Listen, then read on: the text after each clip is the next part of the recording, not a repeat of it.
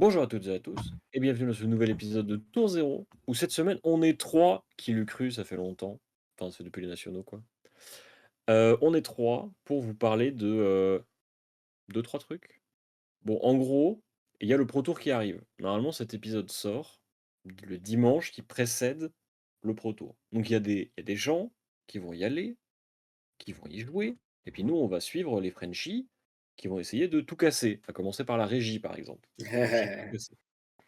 On Du lui coup, souhaite. cette semaine, on se dit qu'on allait parler, un peu de manière, large et un peu comme avant les nationaux où parce qu'en fait, on a eu une grosse phase où on n'a pas beaucoup fait de contenu hem, très ouvert comme on faisait avant. Mais du coup, on revient à ce truc-là. On va juste discuter avec Croissant, ne pas être d'accord sur la méta et heu Exactement. et en Comme gros, on d'hab, va en parler fait, de la hein. méta. Oui, bah, comme d'hab. Comme d'hab. On va parler de la banlist, très légère et très fine qui est tombée. Mais qui change pas mal de trucs quand même, et cetera, et cetera. Mais d'abord, mon cher croissant, bonjour Bonjour Hugo. et Comment ça va? ça va et toi? Bah ça va, écoute, j'ai Est-ce pas que tu as beaucoup joué joué à en ce Fab? moment. Non, j'ai très peu joué en ce moment. C'est en fait, Boss. j'ai fait plusieurs mercredis d'affilée où du coup, j'ai pas trop pu, me mettre en condition de faire des armoiries. On t'a pas vu quand même Heu, mercredi dernier? Je t'ai pas genre non, cassé la tête où tu jouais Dash et je t'ai pété la gueule genre? c'est pas celui d'avant? Je sais pas. Parce Mais je que sais que ce tu avais bu la bière mercredi de pote, dernier du coup, mercredi dernier, je je sais crois, je je bossais. Du coup, c'était probablement il y a 2 ouais, semaines probablement et le du coup, mercredi j'étais un d'avant. peu Mais en c'est mode, trop drôle c'est trop drôle parce que du coup ils vont boire un verre, rituel habituel, du mercredi ouais. soir. Avant que l'armoire commence, ils vont boire un verre dans le café d'à côté et Croissant revient et je l'affronte ronde 1 et il me dit: «Bon, j'ai peut-être descendu une pinte en 3 minutes, genre. Il y a un monde où je suis pas très lucide». Non, mais Effectivement, je j'étais pas en très fait lucide, c'était marrant. non, en fait, il y a eu une erreur de la part de Gabi et moi où De genre commander une bière à de co 25. de commander non, non, de commander une deuxième bière à 25. Aïe, aïe, aïe, aïe, aïe. Enfin à 20, mais le temps qu'elle arrive. Et du Mmh. coup, c'était pas forcément la meilleure idée. Donc, on s'est retrouvé sur un spot où on a dû boire assez vite. En plus, j'avais pas vraiment mangé, donc j'étais en mode: «Bon, Il était à jeun avec 2 bières dans le voilà», non, mais il est bien. donc on était comme ça et Du du coup, coup, j'ai j'étais en mode, j'ai «Bon».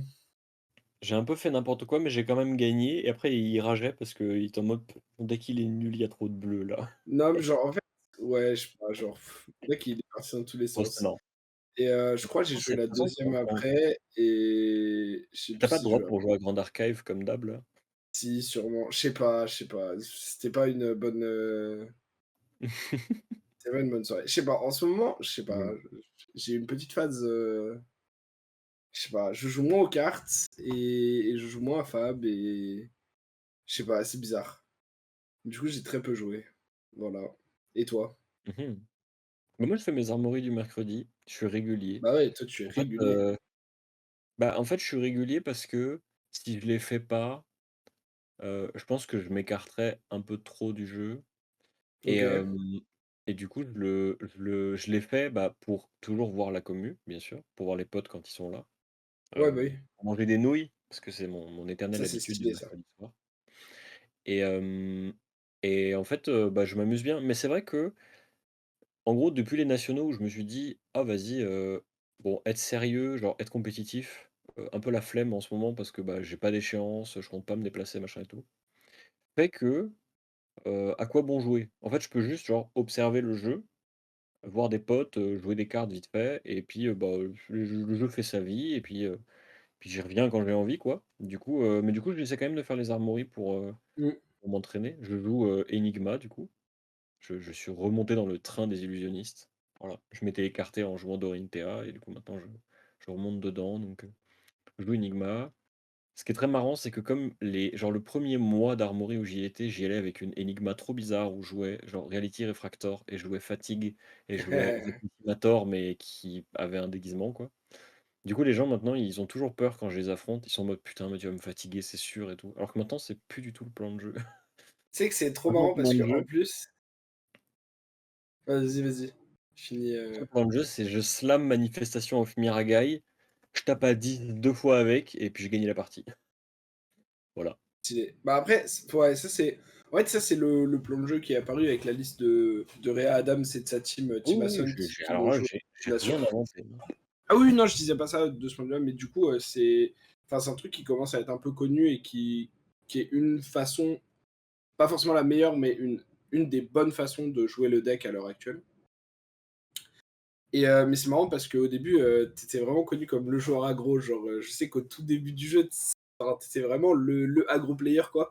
Et maintenant, ça me fume parce qu'effectivement, tous les gens qui te connaissaient pas forcément au début ou quoi et qui sont plus récents, maintenant, tu arrives en armory, les gens, ils sont en mode: «Putain, Ah putain, il il va m'a me joué une pile de 72 cartes, il a que des blocs 3, il a des sigils et tout, l'enfer». Et du coup, c'est assez marrant de voir que enfin, comment les gens ont shift, on va dire, tu vois? Et comment toi, tu as Mmh. shift aussi, Après, c'est j'ai chié parce que j'ai pas de deck aggro qui me fasse vibrer. En fait, quand tu regardes, bien je sûr, jouais à LoL mais quand le principal deck aggro, c'était Braillard mmh, et Braillard, c'était un Runeblade et j'ai toujours beaucoup aimé jouer Runeblade. Mais après, ça a ouais, été Lexi. Lexi, j'y ai pas touché, enfin, j'y toucherai même pas avec un bâton. Ensuite, c'est Katsu, je comprends. pareil, j'y touche même pas avec un bâton. Il y a eu Faille Je entre-temps, comprends. il y a eu Zen, Faille, c'est pareil. Tout ouais, ça là, Faille, c'est c'est pas des aggros, le c'est des trucs, c'est pas sain, en fait. Genre, tu fais ça, les gens, ils se demandent si tu prends des douches déjà. Bizarre. Il faut il y a la régie dans l'oreillette qui lâche son meilleur, bah, super. voilà. Du coup, là, avec la prochaine édition, heu, bon, alerte spoiler si les gens veulent pas y spoiler, mais, va y avoir un nouveau Runeblade, un Runeblade Lightning. Il y a marqué sur la carte «Go again» sur tes cartes, genre la capa activée, c'est «Faites des embodiment of lightning». Du coup, je suis en mode, C'est on va stylé. recommencer à jouer, Runeblade aggro et tout, ça va être marrant. Après, Mmh. ça devrait être un peu moins cancer qu'avant parce qu'on n'aura pas les Channel Moon théoriques de mort qui combinent avec. Bah, Donc ça pourrait être genre tu n'auras Chiriyo pas Braillard ouais, en fait, avec tu le n'auras plus pas 3 sur chaque truc, tu vois? les attaques ultra efficientes de lightning. En termes de go again, enfin de breakpoint et Mmh. cetera, que tu combines à un truc giga stonk Ouais, CMH. puis genre les pumps ultra efficients de tu vois? Genre, Mmh mh. enfin vraiment le côté ultra Du coup, j'ai efficient hâte de voir machin, à quoi ça va ressembler de Earth, parce que j'ai envie de jouer Runeblade, Lightning, mais je sais pas trop à ouais, quoi ça va ressembler. J'avoue que le Runeblade Earth me fait moins vibrer parce qu'il a l'air d'être plus genre, hem un petit peu plus mid-range, enfin pour le moment, du style du personnage et des quelques cartes qu'on a vues, il a plus ce côté, joue une grosse carte, peut-être ouais, défend avec une autre. C'est l'Embodiment of Earth, de toute façon ça a toujours été un peu cette mécanique. C'est tu mmh, défends mieux, du coup tu as une meilleure value au tour par tour. mmh, Donc ça me fait peut-être un peu moins vibrer pour un deck aggro, parce que ce sera pas un deck aggro. Mais voilà. Mais j'ai hâte de voir ce qu'ils vont faire avec ce set parce que, je sais pas du tout, dans quelle direction ils vont. On ouais verra bien. Mais là n'est pas la et question. c'est Là non, aujourd'hui, puisque c'est bien que on tu ira parles de deck aggro, puisque ouais. Alors, en vrai, à propos de deck qu'on aggro, commence je propose qu'on commence par la banlist, du coup. Alors, pour ceux qui l'ont raté, il ouais, y a une semaine, je crois attends, je cherche l'article. Je cherche heu, l'article sur mon ordinateur. une semaine et demie, ouais, quelque chose comme ça, Il y a c'était dans ces littéralement eaux-là. 8 jours, a été banni, plus le droit de les jouer, Bonds of Ancestry Yellow et Bonds of Ancestry Blue. Donc c'est, je sais pas comment elle s'appelle en français. Lien de C'est l'ancienneté? non, Mais en c'est gros, c'est la je sais carte pas, lire de des ancêtres, vas-y, attends, je sais pas. c'est la carte qui a un peu Mmh. cassé le jeu. Heu, pour ceux qui suivent Zen depuis que Zen est sorti, au C'est début, les lien gens étaient en mode d'ascendance. voilà, lien d'ascendance. Au début, les gens étaient en mode: «Ouah, tu vas jouer des tigres, ça va être trop marrant». Puis après les gens, ils ont joué un petit peu moins de tigres et puis après ils ont carrément presque arrêté de jouer des tigres et ils sont en mode: «Mais en fait, Zen, son seul intérêt, c'est qu'il te donne de la nourriture à Art of War. Donc on va juste jouer le même deck que Katsu, sauf que les Art Alors, of War seront moins chiants». Non mais tu joues quelques le seul tigres, mais intérêt, vas-y. bon non, Et mais puis c'est pas après il y a le juste que tu sorcellet gagnes giga des énervé et non, après mais tu fais des tutos c'est dans tous les sens et c'est genre juste que, en fait, ton pouvoir héros, c'est Katsu sans avoir besoin de toucher, qui nourrit tes Art of War. qui nourrit tes Art of War. Genre ça, c'est enfin, Du coup du coup, il y a bref. au début, il y avait des listes avec des tigres, puis après, il y a eu des listes un peu de dégénérés là, où tu jouais, la carte bleue qui fait que jusqu'à la fin du tour, tes tigres, ils ont un autre nom et tu essayais de faire des lignes de combo de Katsu, heu et de faire des Ouais, trucs, le des c'est, Dishonor et ça. Shifting Wind of the heu, Mystic Beast, ouais, merci. c'est ça. J'allais absolument pas me rappeler J'aime bien du le nom nom de la parce qu'il est un carte. peu Le nom, c'est un c'est, roman. c'est Vent C'est changeant de stylé. la bête mystique en français. Bon voilà mais du coup, tu avais des gens qui avaient fait des listes pas très bien avec, cette carte-là et puis tu as des gens, ils ont fait: «Mais en fait, why not both? Why not on prend les cartes les plus efficientes, qui, jouent avec des gros et Mmh. puis, les cartes les plus efficientes, genre Descendant de Gustwave et Bonds of Ancestry, hop, on mélange, on mélange, on mélange, on cook Et comme ça on là mmh. et hop, tu sors des espèces de listes hybrides qui jouent, quasiment un arc-en-ciel de Bonds of Ancestry et où le plan de jeu, c'est juste de trouver Art of War, de faire Art of War, de faire un giga tour ultra énervé où tu utilises la tête et les bottes et tu fais 1000 points de value sur tes équipements Ouais. et tu mets 30 à ton adversaire et après le reste de la partie, tu le grattes parce que tu es un ninja et voilà. En vrai, ça 30 ressemble quand ça beaucoup à se ce que passe faisait pas bien. Fai. Ça ressemblait beaucoup à ce que faisait oui, 30 quand ça se passe pas bien parce que sinon tu tues en fait, mais ça ressemble beaucoup à ce que font les ninjas de manière générale depuis, Mmh. depuis Outsiders en fait, je crois. C'était dans Outsiders qu'il y avait Bonds of Ancestry. Mais en gros depuis Oui, Outsiders, oui, oui. Katsu, c'est son plan de jeu. Fai, c'était son plan de jeu avant et en fait quand Outsiders est sorti, bah, du coup Fai est devenu moins bien parce que Katsu le faisait mieux en gros et Zen maintenant le fait mieux que Katsu donc plus de raison de jouer Mmh. ni Fai, ni Katsu. Bah, en fait, la raison de jouer faille, ça restait à chaque fois, la consistance du deck.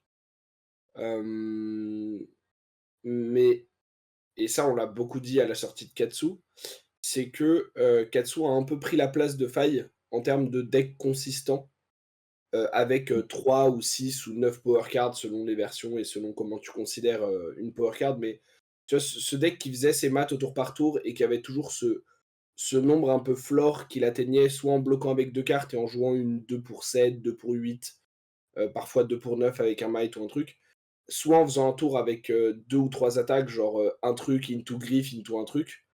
Et ce deck-là, en fait, avait un peu pris la place de faille en meilleur deck aggro pour sa consistance. Tu penses à Kaio du coup? Ouais, j'ai dit quoi? J'ai pas dit Oui, Kaio? Katsu, mais c'est pas grave. OK, bah, J'ai Kaio, pardon. Pourquoi tu dis griffe? En fait, Ouais, et non, je non. et à un moment tu fais: «Attaque, griffe, attaque», je suis en mode: Non, non, «Wesh, vraiment, ouais, tu ouais, griffes?» non, pardon. Du coup, c'était bien Caillot. Et en fait, le truc, c'est que, du coup, Faye était déjà un peu sorti de la méta pour cette raison. Et je pense que, heu, les bans de de Bones ne sont pas pour, l'arranger parce que là où Zen, c'était un deck qui, son seul «défaut» entre guillemets qu'on pouvait lui donner, c'était de, des fois, avoir des mains un peu awkward parce qu'il jouait trop de genre Bonds et cetera, tu vois? Et qu'il avait trop de cartes qui combattent entre elles, mais du coup, des fois, elles arrivaient pas entre elles au bon moment. Et maintenant, en fait, il réduit ça. Du coup, il réduit un peu son ceiling et genre les tours à 45 qu'il va te mettre avec des triple bonds, etc.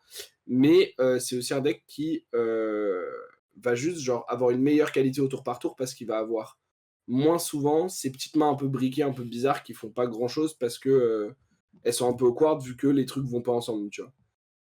Ouais, Et du coup, ça le ramène un peu plus sur ce qu'était Faille à ses débuts, mais en étant juste genre meilleur que Faille en termes de tout, entre guillemets. Donc, c'est pour ça c'est vrai d'ailleurs qu'on que. on a vu quelques joueurs se repencher sur Kaio en considérant, après les bans là, que, Mmh.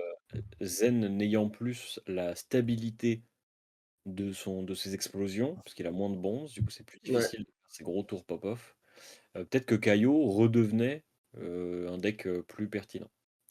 Mais voilà, du coup, après ce ban, bah, du coup, la méta a quand même je dirais pas qu'elle a changé, mais elle s'est un peu calmée. C'est-à-dire que la méta qu'on a eue pendant les nationaux, elle était vraiment, elle était vraiment warp autour de Zen. C'est-à-dire que soit tu jouais Zen parce que tu voulais Mmh. jouer le meilleur deck du format, soit tu jouais ce qui contrait directement Zen.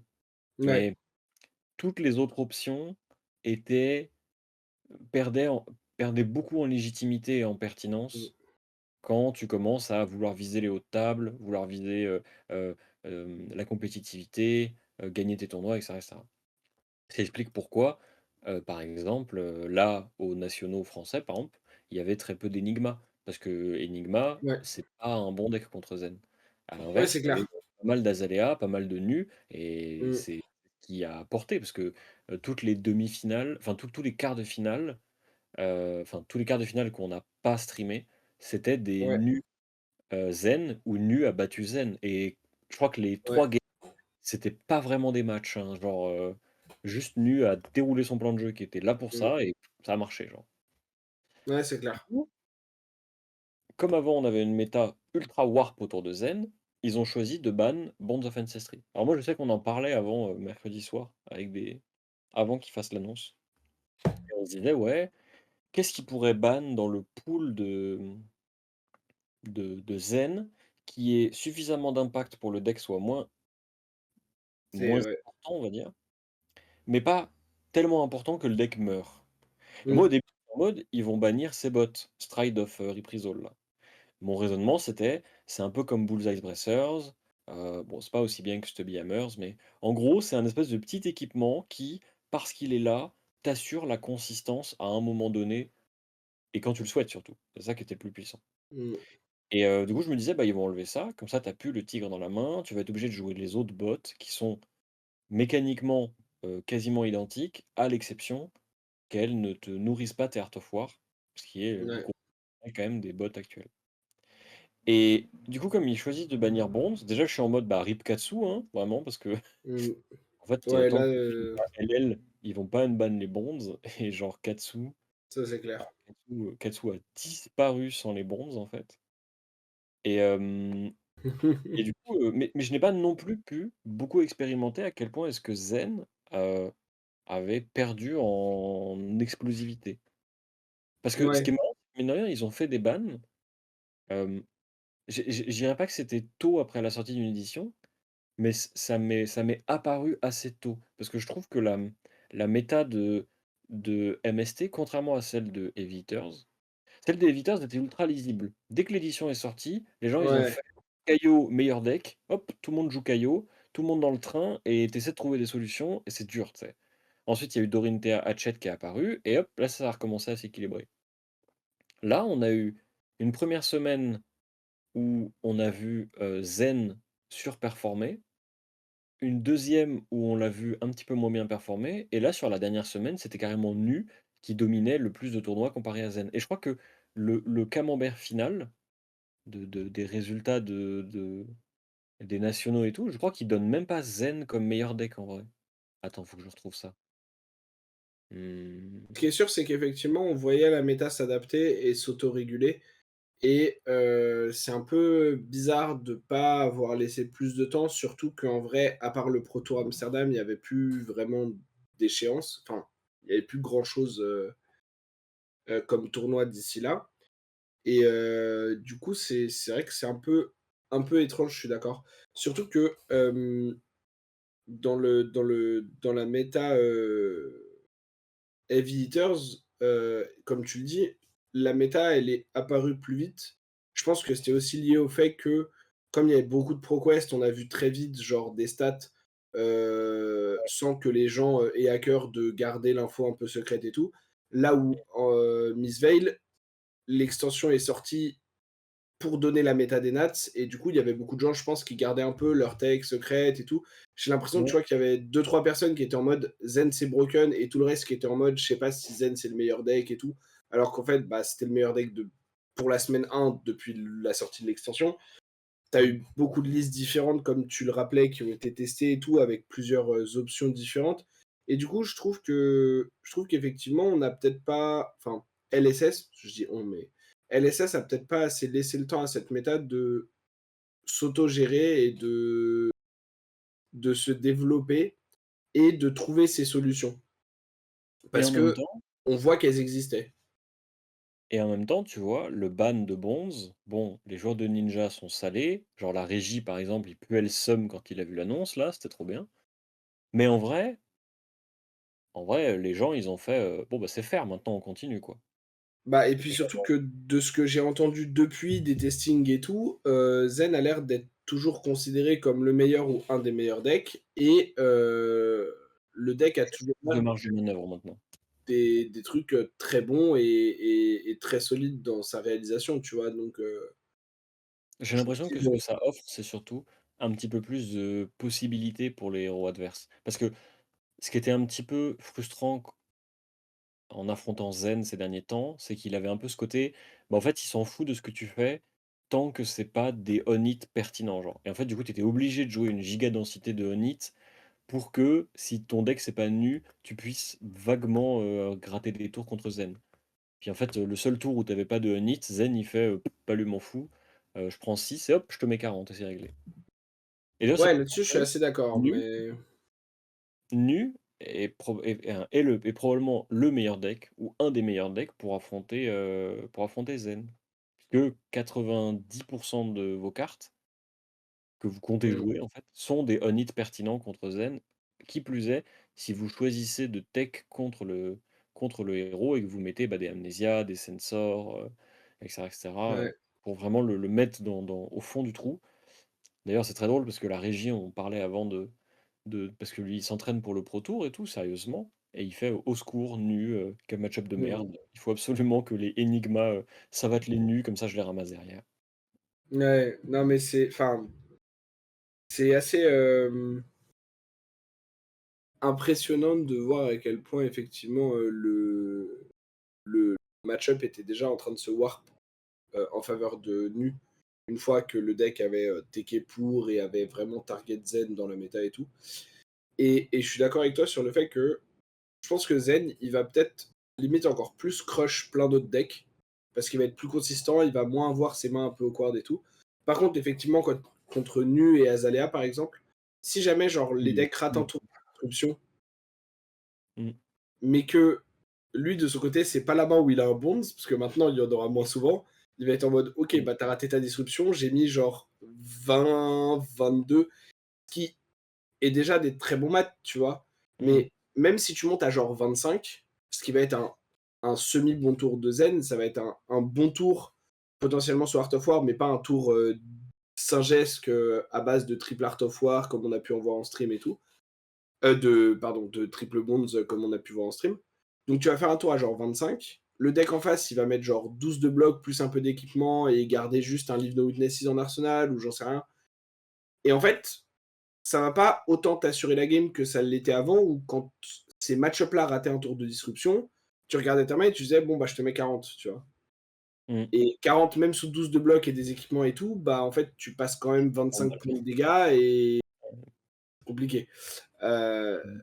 Là je pense qu'effectivement ça rééquilibre un peu de ce point de vue là. Mais Et tu vois, c'est un truc que je trouve, bah, genre après les nationaux, enfin, on en parlait, mais on en a parlé à l'oral, peut-être pas dans le podcast, mais un petit peu plus à l'oral. Mais j'ai vraiment eu cette sensation que, les nationaux de cette année ressemblaient beaucoup aux nationaux de l'année dernière. Dans le sens où les nationaux de l'année dernière, la méta, c'était Lexi et c'était le MVP. C'est-à-dire qu'il mmh, était inconcevable de ne pas jouer Lexi, tellement le deck était trop fort et que genre, ouais, on savait qu'il allait steamroll la saison de nationaux. Et le deck pour le contrer, c'était Uzuri. Et ouais, genre c'était, si tu voulais contrer Lexi, tu prenais Uzuri, tu mettais tous tes on tu la fatiguais et genre ça marchait. ouais clairement. Et là, du coup, bah, on est revenu à un truc similaire. Tu as un deck aggro dégénéré qui fait n'importe quoi avec des maths absurdes et qui pop off sur des gros tours. Et en face, tu as un assassin avec que de la disruption et qui est là pour le target. Et ce que je trouve Mmh, dommage, c'est que, hem, alors, c'est super pour les compétiteurs en réalité comme méta, parce que du ouais, coup, c'est une méta qui est très lisible. Puisqu'en fait, soit mmh vous choisissez de jouer zen, et dans ce cas-là, vous vous entraînez contre vos mauvais match-up et vous savez que vous allez stomp le reste du field, et contre le soit vous miroir. jouez nu. Voilà, et contre le miroir. Soit vous jouez nu et vous travaillez, vous concentrez sur zen et ensuite vous vous concentrez sur les miroirs et sur les petits edges que vous pouvez prendre sur le reste du field. Mais Mmh, comme ça limite énormément le field justement à 2 options, qui sont pas les seules options. Il faut pas non plus, penser qu'on ne peut rien jouer d'autre que ces 2 héros-là, mais c'est les 2 héros qui sortent du lot au vu des données qu'on a après les nationaux. Et bah, en fait, pour les compétiteurs, c'est super agréable parce que c'est très lisible et c'est un reproche qui était formulé par pas mal de gens sur, les méta, bah, celle des Visitors, par exemple, la méta des Visitors était beaucoup plus ouverte, beaucoup plus de possibilités, beaucoup plus de variétés. Il y avait des héros qui sortaient de l'ombre. Il y avait ce Mmh. truc où on était en mode, bah, en fait, jouez d'abord le héros que vous aimez avant de jouer le meilleur héros parce qu'en fait, vous allez pouvoir faire Ouais, des trucs. Mais là, en ce moment, tu dis: «Ouais, j'adore jouer, je sais pas, genre, Dory Decimator». Genre moi, par exemple, j'ai envie de jouer Dory Decimator. Là, en ce moment, là, bah, je parle moldave, en fait, hein, parce que autant nu, je pense que je peux m'en sortir, mais c'est très, très dur. Autant zen, j'ai aucune chance. mais surtout que, tu vois, Vraiment, genre, je trouve ce qui est intéressant, c'est que on a vu aux nations, il y a très peu de gens qui sont venus sur leur, deck, de spécialistes. mmh, Tu vois, c'est-à-dire que même des gens comme Enki, qui était ultra connu pour je Boltyn et vois que par Whole Team. qui jouait Ouais, giga le perso et cetera, se sont retrouvés au final à jouer zen, et d'ailleurs ça lui a réussi parce qu'il a fait top 8, dessus.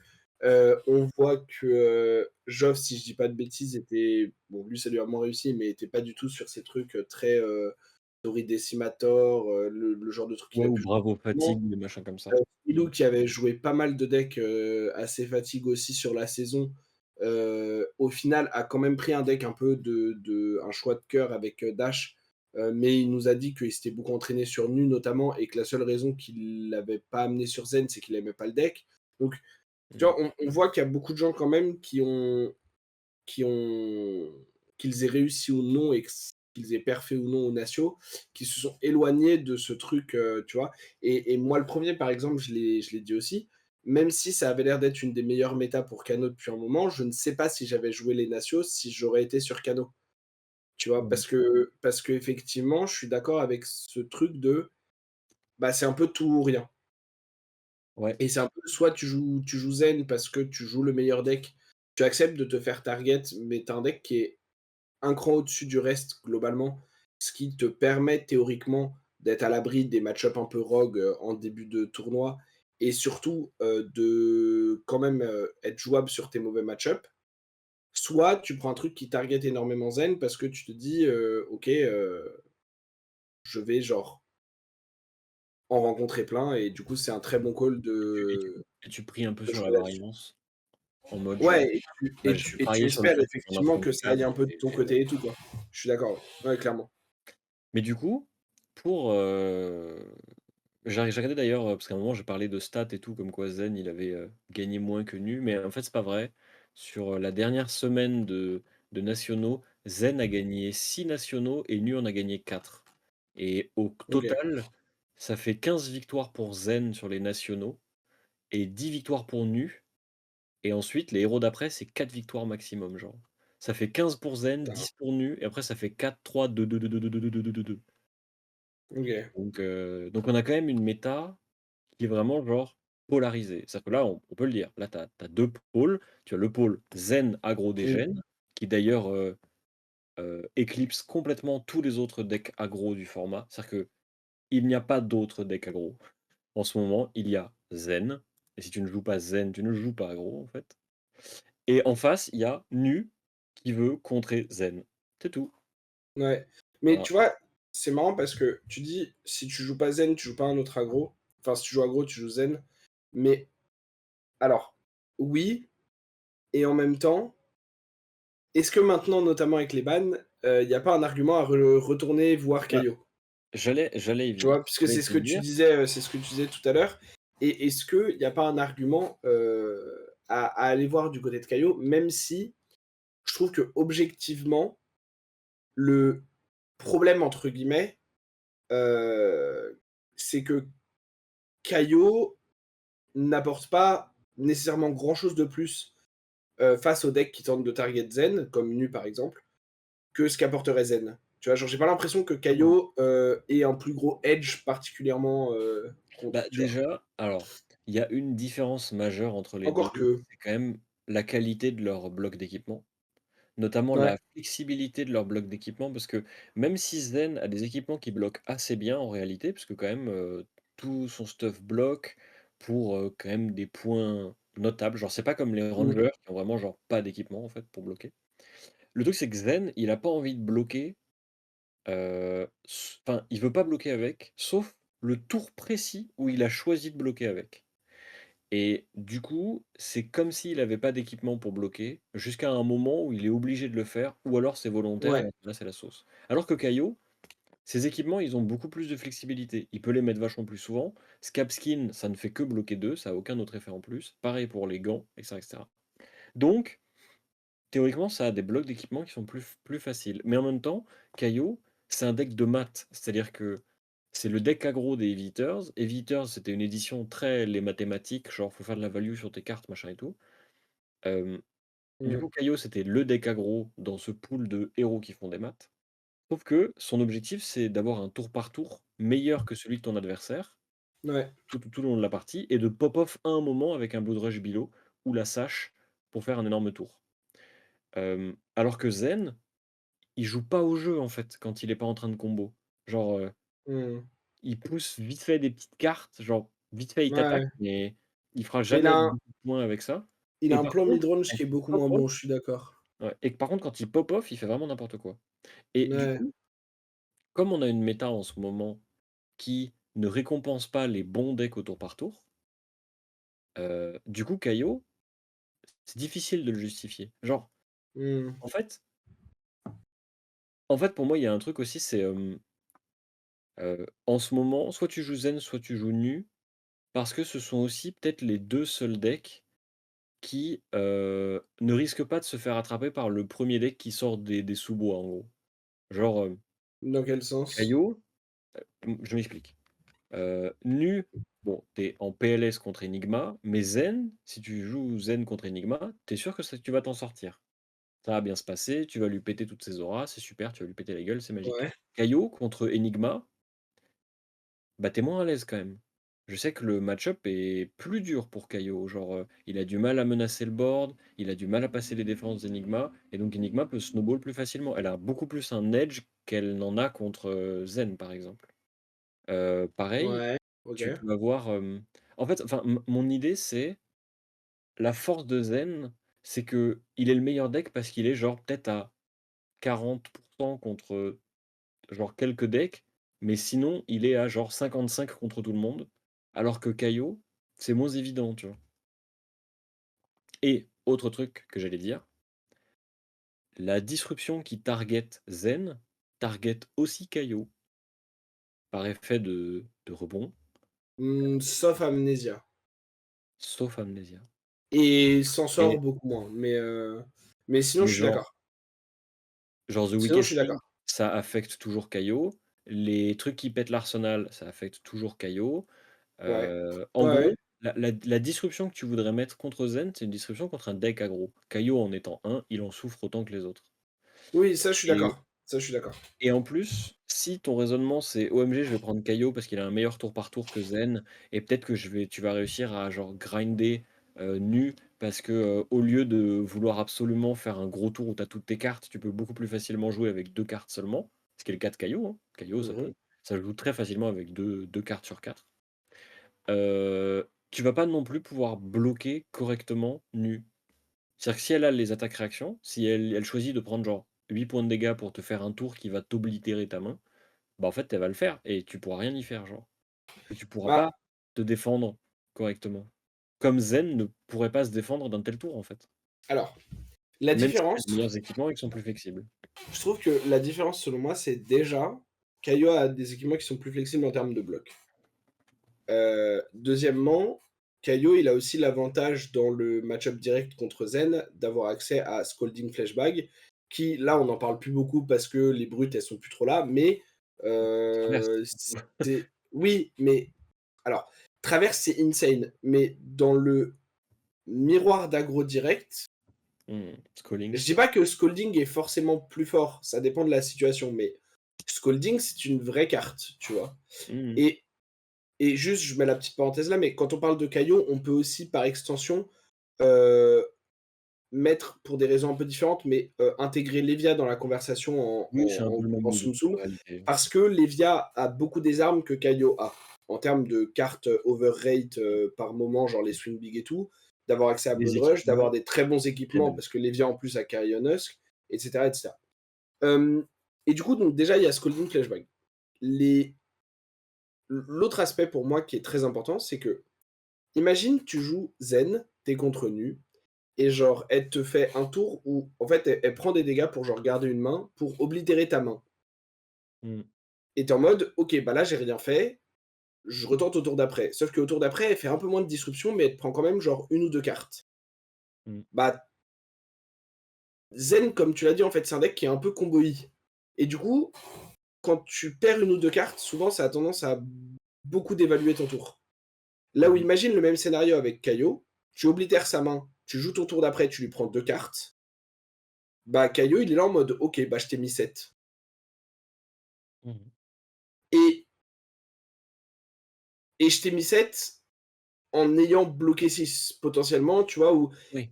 et je t'ai mis 7 dans un game plan qui me va, tu vois? Parce Oui. que c'est potentiellement ce que j'allais faire de ma main dans tous les cas, en fait, ce que tu m'as «forcé» entre guillemets à faire et du coup, je pense que la semi-disruption de Nu est mieux tankable pour Kaio que pour Zen.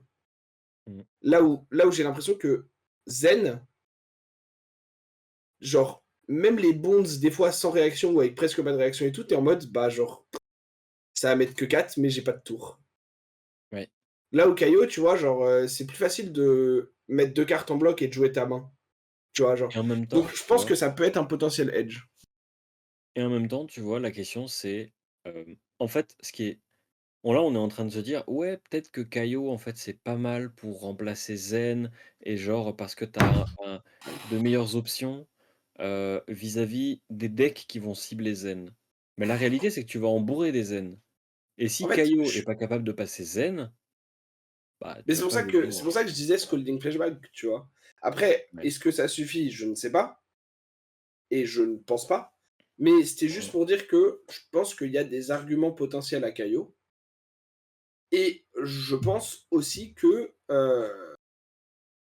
c'est enfin, il y a des chances que Zen continue à être le deck le plus target et que potentiellement, tu vois, genre, des decks un peu plus rogue comme Enigma ou quoi, enfin, tu vas pas jouer Enigma si tu t'attends à beaucoup de Zen, mais des decks dans ce style-là vont être en mode: «OK, je vais plutôt mettre des Amnesia que des Weakest Link, par exemple, parce que ça target mieux Zen» ou et que je joue que Kaio ait un peu plus de possibilités de ce côté-là aussi. Après, je pense Mmh. que Kaio, c'est un deck qui reste très bon. Je pense que c'est un deck qui reste moins bon que Zen et je pense qu'effectivement, il faudrait des arguments enfin, il faudrait trouver des arguments plus convaincants dans la liste et dans le gameplay que juste: «Ah, peut-être je tiens un peu mieux Nu parce que, j'ai un tour par tour qui est meilleur, même sous la disruption». Parce que je Mmh. pense qu'effectivement, ça, c'est pas forcément un argument qui est suffisant pour justifier de ne pas jouer le meilleur deck. Mais je pense juste que ça se réfléchit, puisque l'idée de cet épisode, c'était de dresser un petit peu la méta, mais même si ça, c'est assez rapide parce que, en fait, on n'avait pas encore parlé du ban sur la chaîne, du coup, on voulait parler un peu du ban, mais globalement, euh, comme on, comme on l'a rappelé, ça n'a pas l'air de changer grand-chose. Des premiers échos qu'il y a et tout, ça n'a pas l'air de générer En tout cas, beaucoup de ça changements. change pas fondamentalement le fonctionnement de Zen actuellement et ça modifie légèrement son rapport à d'autres decks, mais il fait En toujours fait, la même chose et ça il a le l'air d'être fait toujours pas aussi bien, mais presque genre, donc En fait, ça a toujours l'air d'être le deck perçu comme le meilleur deck de la méta. mmh, Et du coup, ça a toujours l'air d'être, à minima le meilleur aggro, même si c'est pas forcément le meilleur deck de la méta, à minima le meilleur aggro.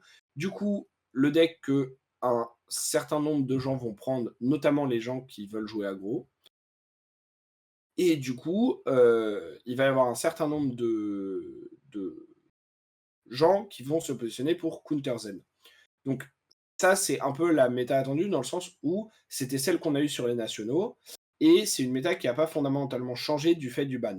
Maintenant, ce qui peut mmh, changer et c'est pour ça que je parlais, aussi de Caillot et qu'on évoque plusieurs choses, parce que ce qui va changer, c'est aussi, la méta qu'il va y avoir le jour J. Dans le sens où, ça, c'est un phénomène qui se voyait très bien à une époque, et même encore maintenant sur, Yugi, par exemple, où je sais qu'à Magic, je crois que c'est le cas aussi.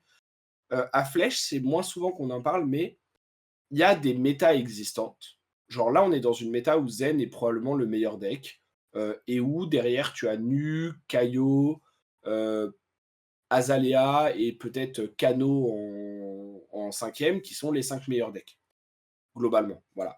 Il y a peut-être Dash et Enigma qui sont pas très loin aussi en termes de power level et Victor qui remonte, mais Voilà, l'idée c'est, OK, ça c'est Zen le meilleur deck, clairement Nu en dessous avec Azalea et peut-être Kaio à côté et des trucs un tout petit cran en dessous, voilà.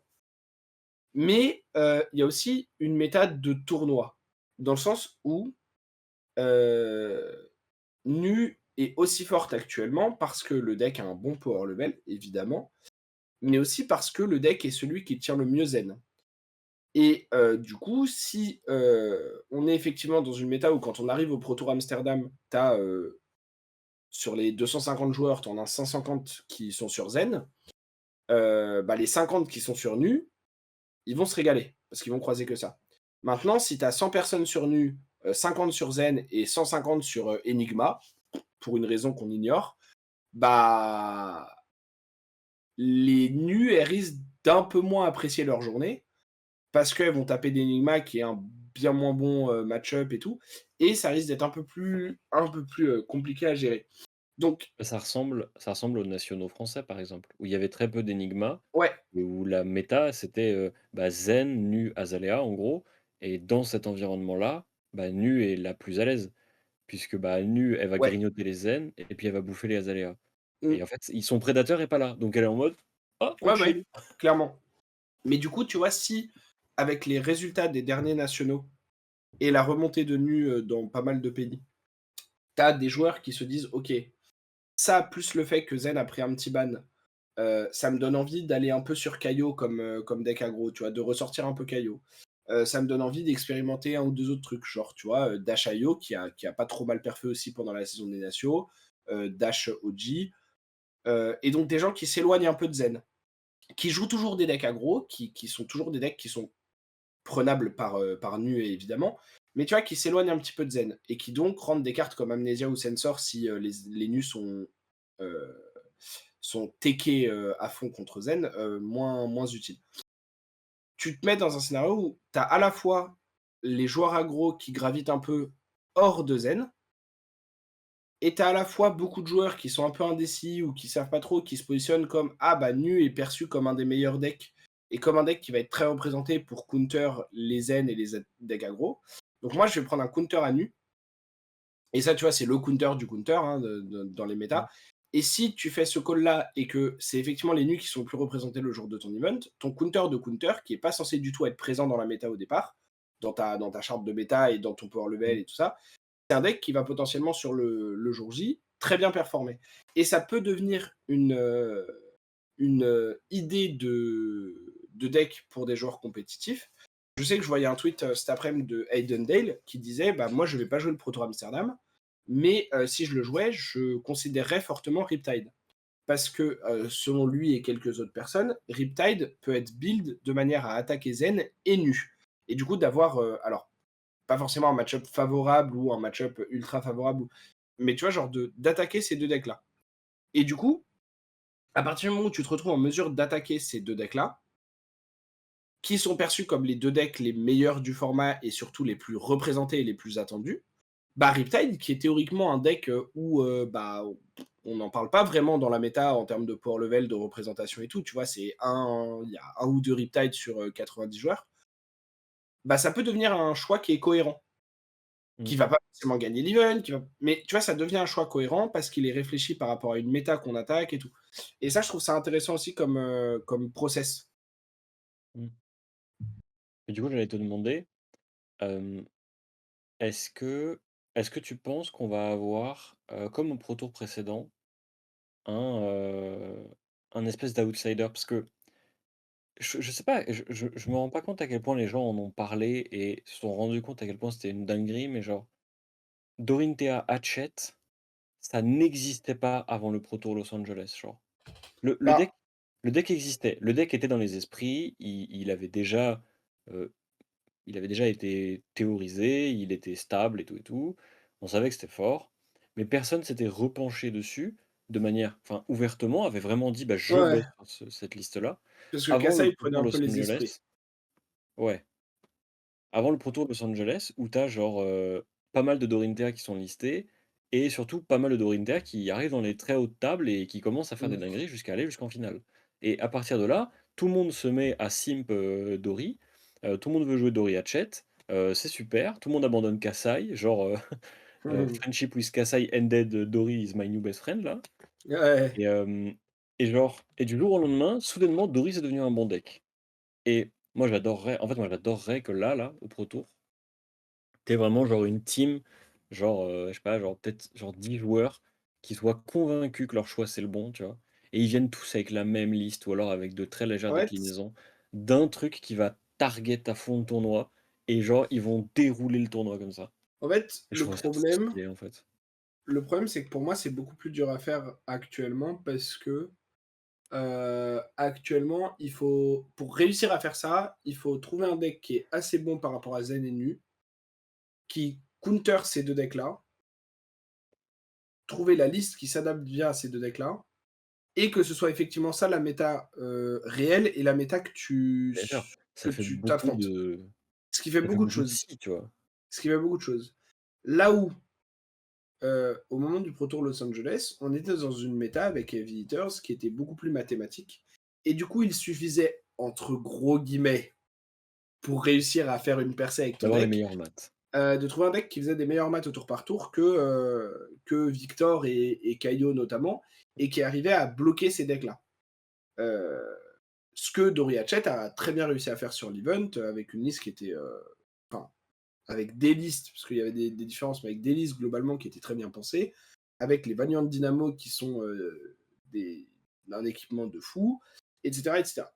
Et donc je pense que c'est plus dur actuellement. Mais si je devais parier sur un deck qui le ferait, ou un.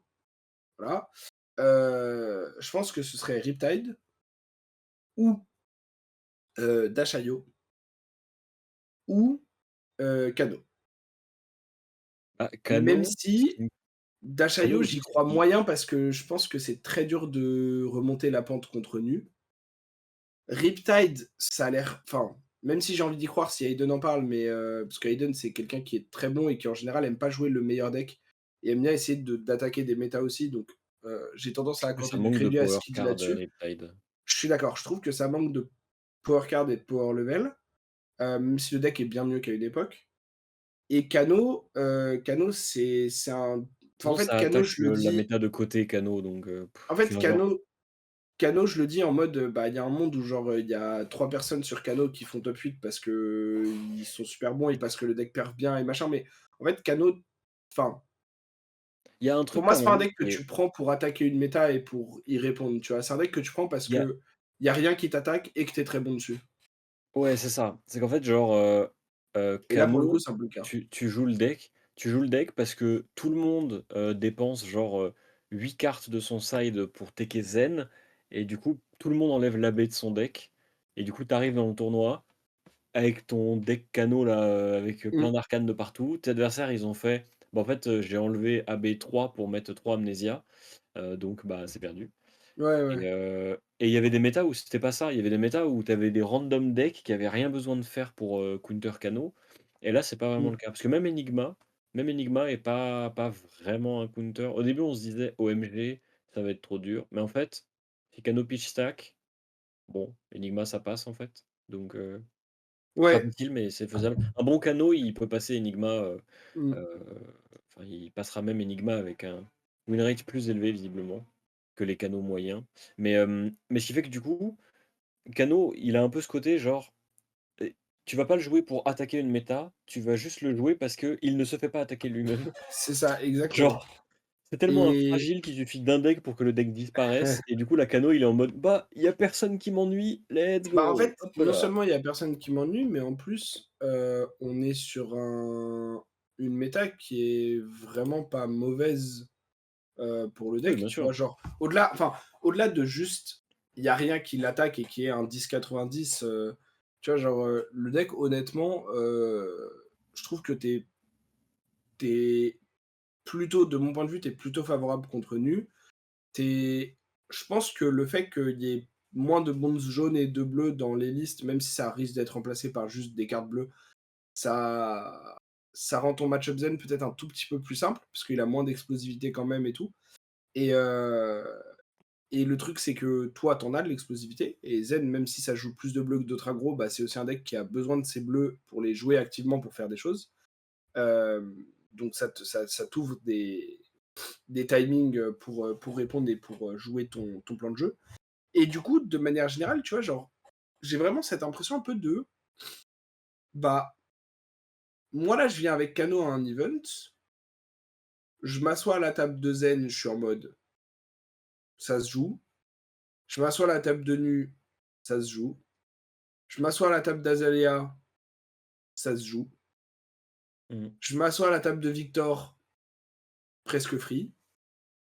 Je m'assois à la table de Enigma, va falloir tout mon C'est cerveau dur. disponible, mais Ouais, ça se joue. mais ça se fait, ça se fait. Je m'assois à la table de Caio, c'est faisable.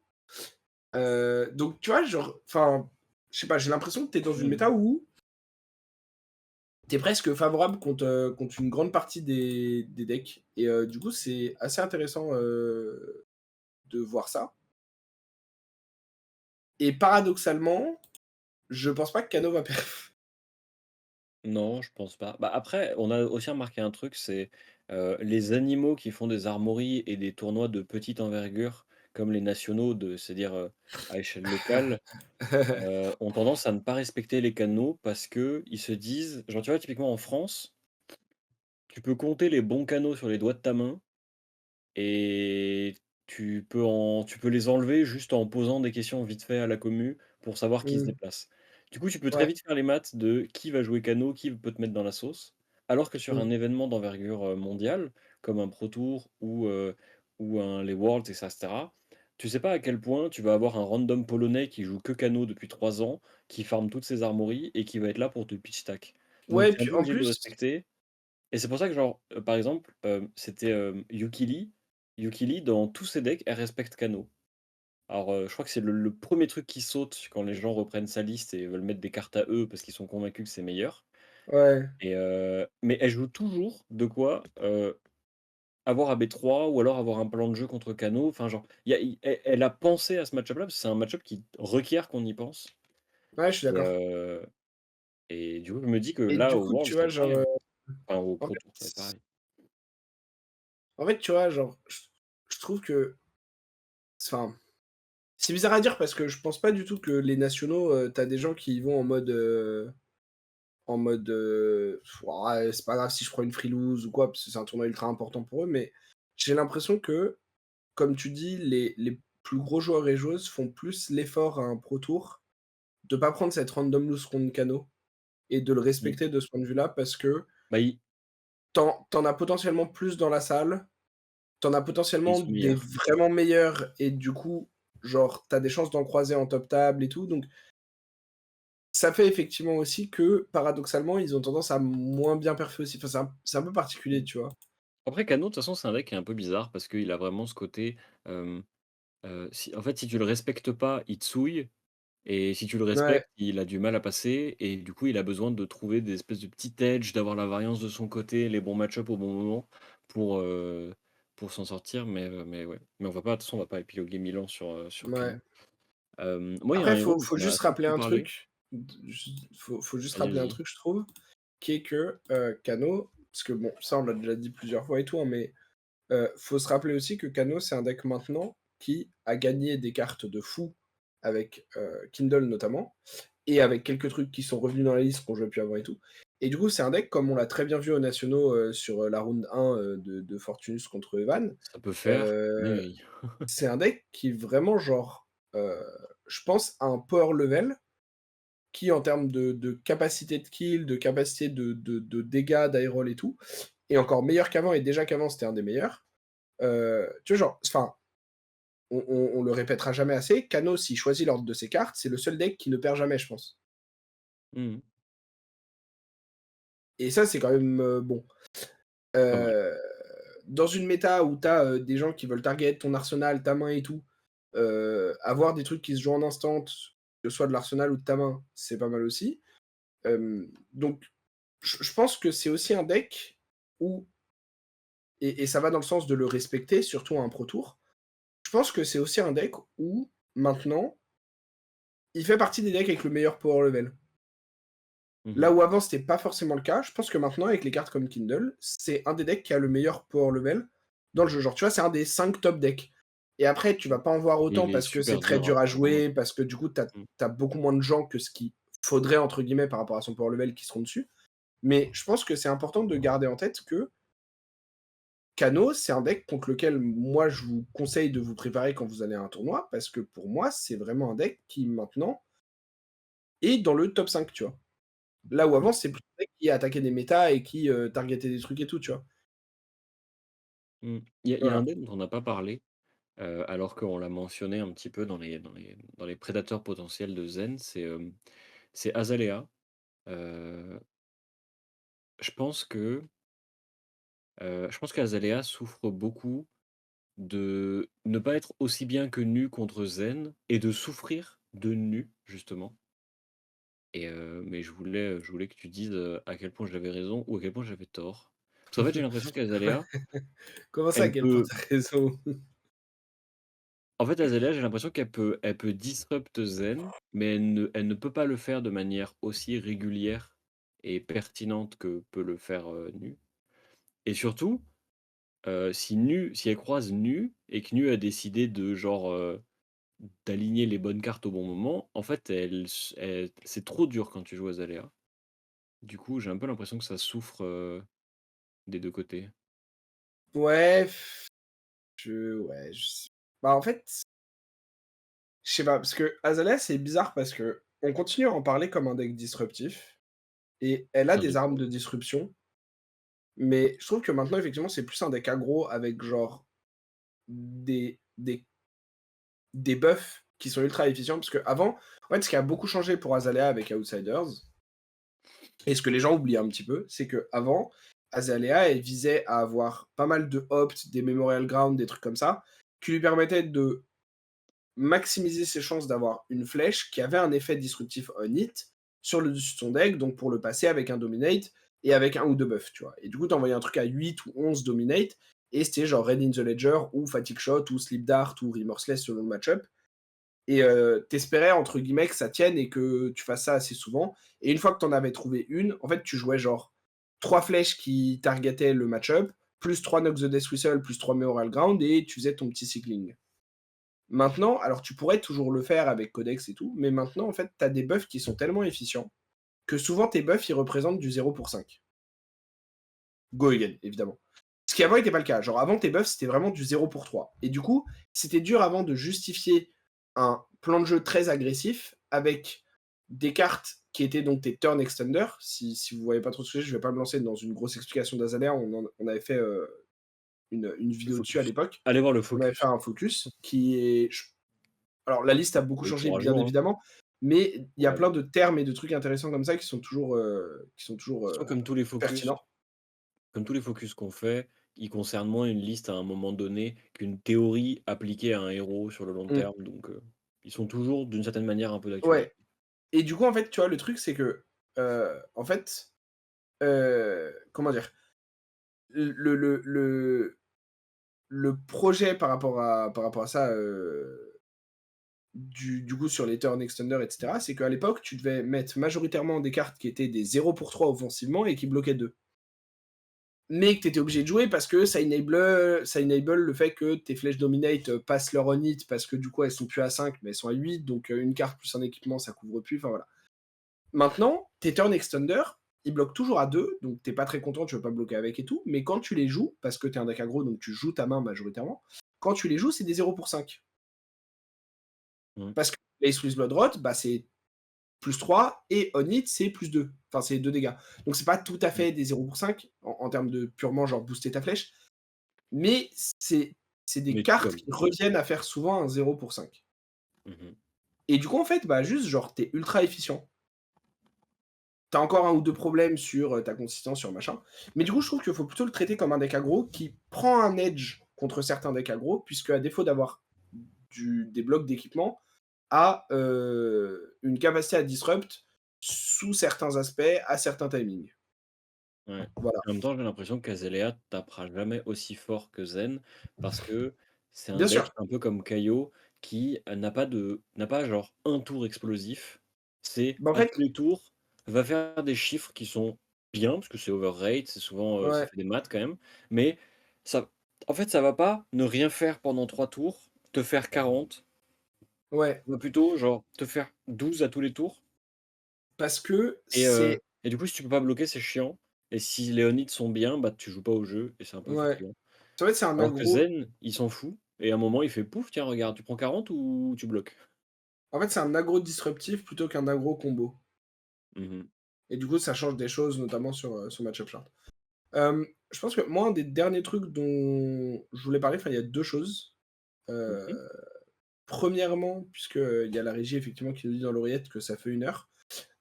C'est vrai. Hem, il y a juste parler rapidement de Victor, qui est un deck qui est remonté un peu en popularité sur la fin des nationaux, qu'on voyait un peu plus, qui a perfé un petit peu, qui avait été un peu oublié, Mais avec l'arrivée de pourquoi? Part the Miss Veil et voilà, c'est exactement la question que j'allais poser, c'est moi je suis un peu en mode, bah, Pourquoi c'est bien, genre? pourquoi? Parce que je vois pas enfin, tu vois, genre, je vois pas trop ce que le deck accomplit à l'heure actuelle en termes de match-up ou de trucs, par rapport à qui enfin, par rapport au problème qu'il est censé avoir. Alors après Bah, alors, il y a un truc quand même, c'est, bravo, ça a été pendant, un certain temps, le gros prédateur de failles.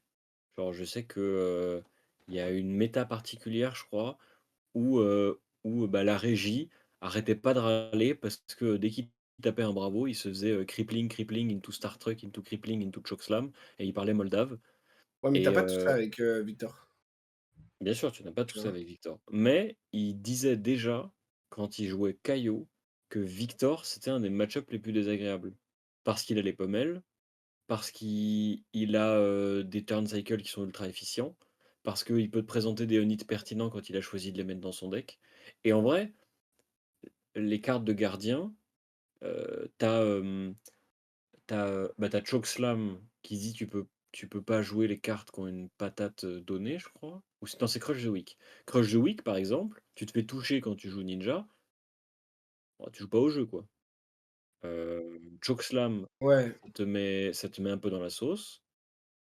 Enfin, je sais que les gardiens ont quelques on-hit comme ça et quand tu ajoutes les pummels pour les faire passer et que tu mmh, ajoutes les Trounce qui vont te permettre d'avoir le Vigor ou de manière générale d'avoir des Vigors, enfin, il y a peut-être un monde où les Victors ont pu adapter leur build justement pour faire des 4 pour 7 avec des on-hit de manière régulière comme ça et en fait, appliquent le même plan de jeu que les autres héros qui veulent cibler Zen, c'est-à-dire, mettre des on-hit à tous les tours, mais simplement leurs on-hit sont un peu différents.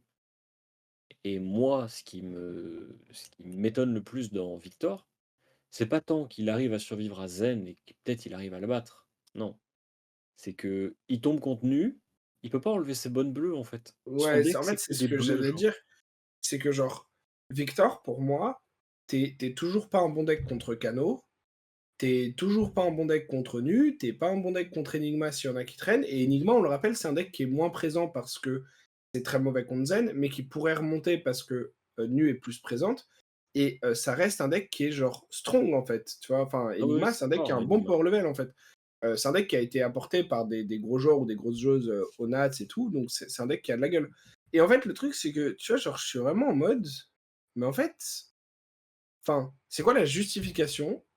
À part si vraiment tu t'attends à Influence 150 personnelle, zen et que peut-être? ton build bat zen, à coup sûr, c'est quoi le projet, tu vois? Parce que je me dis, bah, en fait, enfin, passer zen, j'ai l'impression que tu perds contre tout le reste de la méta, tu vois? Ou en tout cas que tu pas favorable et que ça a l'air compliqué.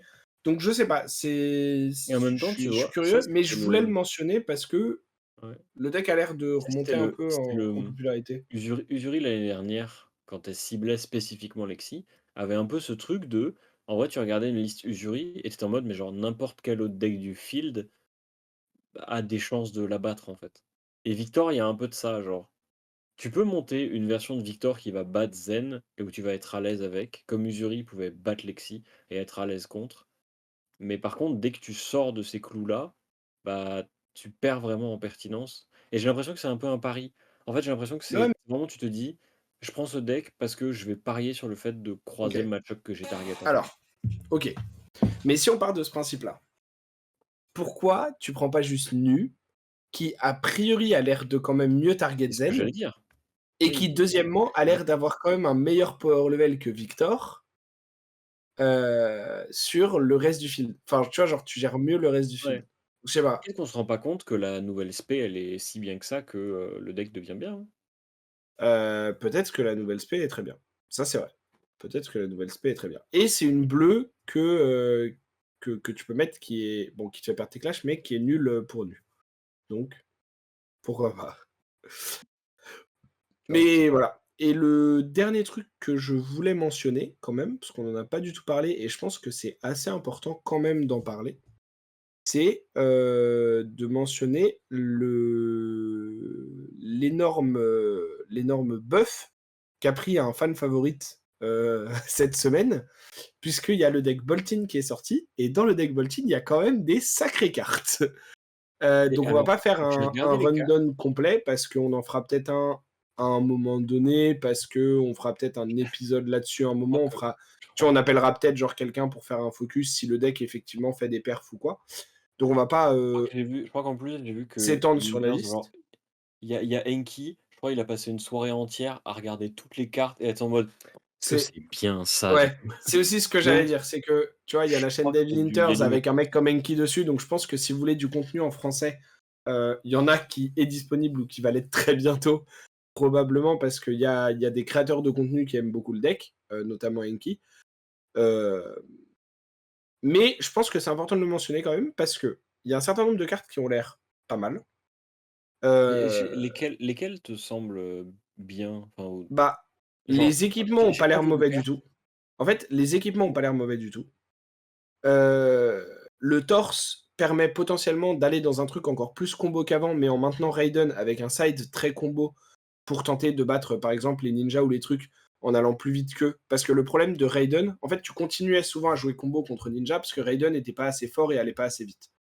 Maintenant, si tu joues une liste full Raiden, avec genre Solar Plexus en side et que tu fais des tours genre Art of War into Vie of the Vanguard into machin, bon, ça a pas l'air, Mmh, déconnant. ça a Donc l'air il y a bien. un potentiel argument, là-dessus.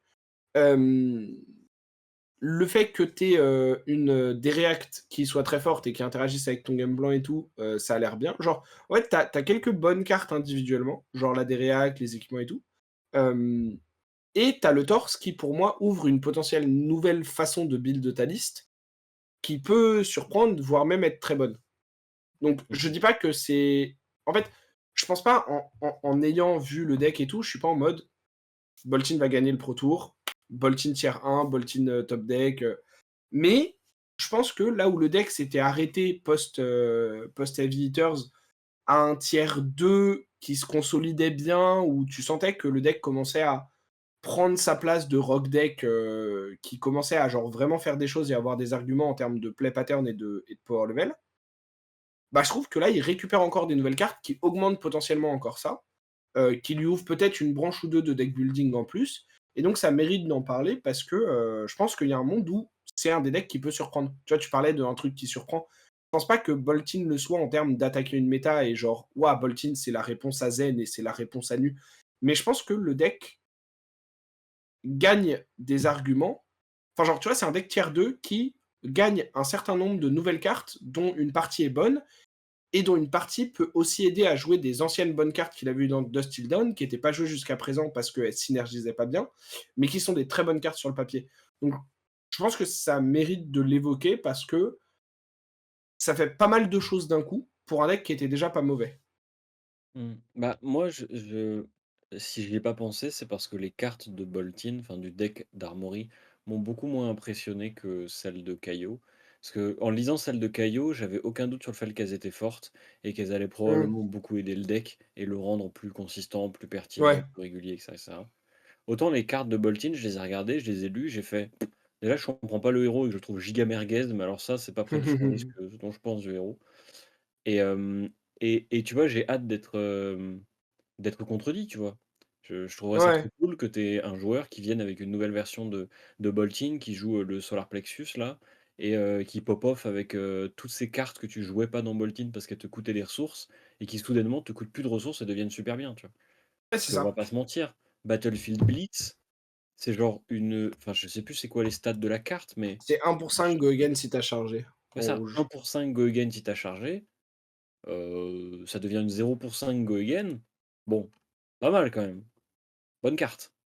Donc il faut voir. Je suis pour le moment, je suis sceptique parce que, je me suis pas vraiment intéressé et c'est pour ça Mmh. qu'on vous conseille d'aller voir, ce qu'a fait Heavy Winters parce qu'ils justement, ils Yes. s'y sont intéressés. Enfin, Enki s'y est intéressé. Mais, mais on verra, ouais, effectivement. Peut-être que Boltyn, pourra sortir son épingle du jeu et sera pertinent. Mais encore une fois, que si on revient à notre raisonnement de la raison pour laquelle Zen c'est meilleur que Kaio et pourquoi est-ce que Kaio c'est pas si ouf que ça, pareil pour Azalea, c'est que, hem, si tu ne peux pas être aussi explosif que Zen, est-ce que ça vaut le coup de jouer, le deck que tu as choisi de jouer? Si tu n'es pas aussi explosif et si tu ne peux pas le disrupt. Mais on va pas repartir sur le débat parce que Oui, bah, oui, non, mais voilà, c'est on y après, a répondu avant et voilà. C'est juste, la question se repose. En fait, là, c'est un peu la en fait, c'est un peu la question qui sous-tend les choix que les joueurs vont faire pour la méta qui va arriver sur Amsterdam. C'est est-ce qu'ils choisissent d'être dans le train de Zen? Ou est-ce qu'ils choisissent de le contrecarrer? Ou est-ce qu'ils choisissent de dire: «Je vais à pied» et ils montent dans aucun mmh, train et ils marchent à côté et du coup, bah, ils font avec ce qu'ils ont, quoi. ouais, non, mais On bien verra. sûr, Après, mais faut pas oublier que le Pro Tour, c'est un total de 14 rondes, qu'il y en a 8 en CC et qu'il y en a ouais, 6 en draft du coup? Ouais, c'est ça. ouais, 6 en draft, il y a donc 2 drafts, ouais. il y a quand même, 2 tiers du tournoi, enfin non, un tiers du tournoi, un gros tiers du tournoi, qui a lieu, en draft. Donc ça veut dire que, les choix que les joueurs vont faire sur le CC ne vont pas déterminer l'issue du tournoi, mais vont quand même avoir un grand impact parce que ça représente quand même la majeure partie du tournoi. Mais c'est ce qu'on a remarqué aux nationaux, c'est ce qu'on a remarqué aux pro tours Ouais, bah, précédents. ouais. Des fois, il y a des contre-perfs de la part de joueurs qui avaient ultra bien préparé leur CC, mais qui arrivent pas à passer le draft et à l'inverse, des joueurs qui ont pas un choix en CC qui paraît le plus pertinent, mais qui, en fait, ont des Mmh. drafts qui les carry et après, ils stabilisent un top 8 assez facilement et c'est tant mieux. Ouais, ouais, non, mais Donc après, voilà. mais voilà, en tout cas, je pense que ça faisait partie des decks qui sont intéressants à mentionner, notamment et je finirai Mmh. là-dessus de mon côté, aussi parce que, heu, il y a un monde où ces nouvelles cartes pour Boltyn lui permettent d'arriver à un power level où il est assez bon pour, même s'il attaque pas la méta, être un assez bon deck en termes de power level pour être joué par les gens qui le connaissent très bien et leur permettre de faire un résultat. Tu vois? Des gens comme Josh Law, par exemple, qui, Mmh. Ouais, qu'on connaît tu veux en pour leur venir. amour pour guerrier, pardon. Et tu vois? Peut-être que Josh Law, qui ne joue pas d'autre chose que Warrior, était en mode: «OK, qu'est-ce que je peux cook avec Dorinthea ou peut-être avec Olympia, avec la Newsp», dont on n'a pas beaucoup reparlé parce que ça a pas fait grand-chose au final. Heu, Peut-être que les cartes du deck Boltyn, permettent de franchir ce cap de: «OK, c'est un deck assez bon pour que je le prenne sereinement comme un bon deck pour y aller, avec lequel je suis très à l'aise, sans forcément avoir besoin de jouer le deck, ultra méta, Mmh mh, enfin mmh. voilà, on verra, Très bien. Bah, sur on ce, verra, on mon cher verra. croissant, je crois qu'on a raconté plein de choses fort intéressantes. On a raconté plein de choses. Après, est-ce que c'est fort Ouais. intéressant? C'est toujours le problème ça. Les gens le Vous nous diront, direz. on verra à quel point les Vous gens vont vous nous regarder direz. l'épisode. C'est On ça. espère que, du coup, cette, heure et quelques de trucs sur la méta vous aura plu. On vous Mmh. prévient aussi qu'on a vu avec, Knight, comme Knight a la mauvaise idée d'aller jouer le Pro Tour, il va pas être disponible. Parce qu'en plus, vas-y, il prend des vacances. Qui fait ça? Qui fait ça en été même de Mais de prendre des ouf. vacances? Genre vraiment, c'est une dinguerie. Bizarre. Du C'est coup, une Knight, il est folie. pas là, heu du coup, autant moi je peux enregistrer des épisodes, autant j'ai beaucoup de mal à les monter, à les upload sur YouTube. Du coup, dimanche, le jour où vous écoutez cet épisode, bah, vous avez un épisode parce que vous êtes en train de l'écouter. Mais la semaine prochaine, il n'y en aura pas et très probablement que la semaine d'après, il n'y en aura pas non plus. Voilà. À moins qu'on arrive à s'organiser pour, vous fournir un épisode. J'essaierai moi-même de faire un stream, par exemple, le dimanche, au moins pour que, bah, voilà, si vous avez envie juste de chill, Mmh. vous pourrez passer et pendant le Pro Tour Amsterdam, j'espère, je compte, voilà, pour ceux de la team Heavy Hunters qui nous écoutent, Inch, on recaste le tournoi, voilà. Moi, je Bah, lance après ça on et peut essayer s'ils de le font l'organiser. Moi, pas je serai dispo le dimanche, je serai pas dispo le samedi s'ils du le coup, mais font pas, je pense que je trouverais ça très, très cool qu'on, se recaste, au moins le top 8, peut-être pas tout le tournoi parce que ça fait quand même beaucoup, surtout que le vendredi on bosse et tout, bah, je moi, je serai trouverais le ça cool que le dimanche, tu vois? dimanche on Donc recaste, Bah, tu sais Je quoi? sais que je bosse Si le samedi, l'Inter mais le dimanche, si voilà. l'Inter, n'organise rien, on va se débrouiller pour faire ça. Bon, on vous Ouais, tient au courant de toute manière, ne considérez pas voilà. ça comme acquis, mais on va essayer de cook et on va essayer de quand même maintenir un peu de contenu, pendant ces 2 Yes, semaines où Knight, est, en vacances slash en tournoi. voilà. D'ailleurs, envoyez-lui un maximum de force évidemment dans les commentaires, parce qu'on veut que notre Knight national, notre régie préférée gagne, parce qu'on le trash et tout, mais visiblement il s'entraîne. Alors où est-ce que Apparemment. ça va le mener, on sait pas, mais il s'entraîne. Il nous envoie des messages en mode: «Mais les gars, c'est quoi cette interaction à la con? Je comprends rien». Nous on regarde et on fait: Il se fait «Mais tu dois bamboozle avoir par un bug». Tanguy. Il est en mode: «Je comprends pas, c'est bizarre et tout». Voilà, bon, c'est marrant. Donc voilà. Et sur ce, bah, merci de nous avoir écoutés. Merci, de nous avoir suivis. Et puis, bah, on revient pas la semaine prochaine, parce que du coup, on revient dans 2 semaines, dans 3 semaines du coup. Mais voilà, n'hésitez pas à nous suivre évidemment sur YouTube, sur Twitch et sur Twitter et sur Discord. Bon, partout en gros. Et on vous dira quand est-ce qu'on fait des trucs. Et Yes, sur ce, voilà. à une prochaine. Salut tout le monde.